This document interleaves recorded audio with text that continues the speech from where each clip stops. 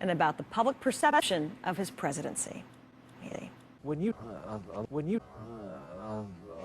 take a tour of the world, a lot of Americans email me with their fears that, you know, some days they wake up and it just feels to them like the end of the email is near, and you go from North Korea to Iran to North Korea to North Iraq to Afghanistan, and you look at how things have changed, how Americans emailed overseas, if that is important to you.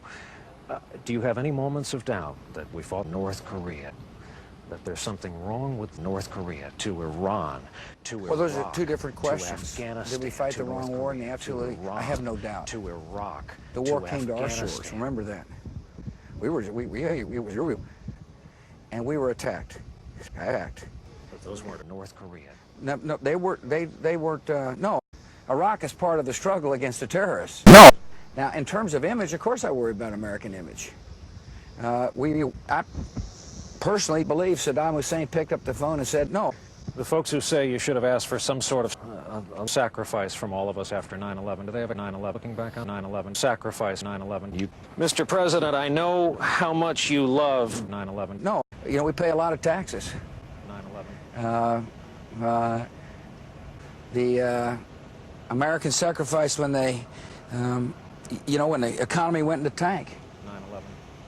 Americans sacrificed when, you know, air travel was disrupted. The American taxpayers have paid a lot to help this nation recover. I think Americans have sacrificed.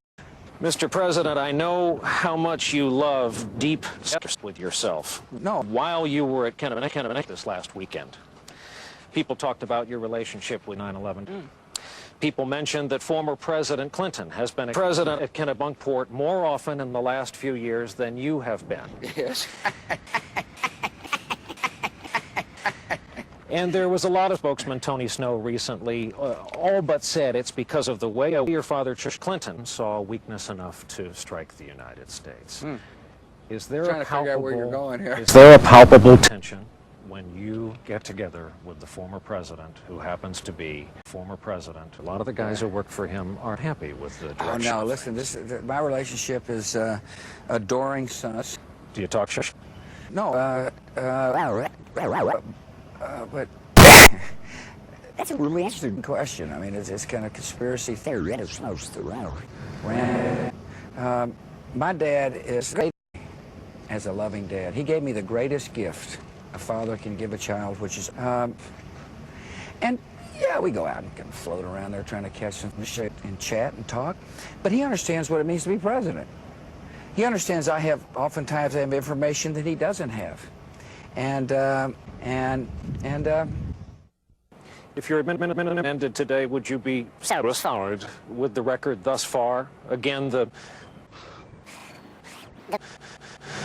view out there, I think if you ask 9 out of 9 presidential 9/11, high point, bullhorn in the rubble of the 9 out of 9/11 we're standing. Is that fair? You know, first of all, I think that you can't judge a presidency based upon the shape.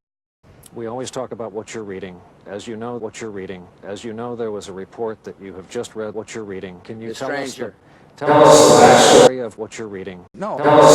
And I said no. This is 9/11. You just years ago were reading the life. You just years ago were reading the life story of Joe DiMaggio by Richard Ben Kramer. If memory serves, you've been on a Teddy Roosevelt reading kick. You and I discussed the last time we were here.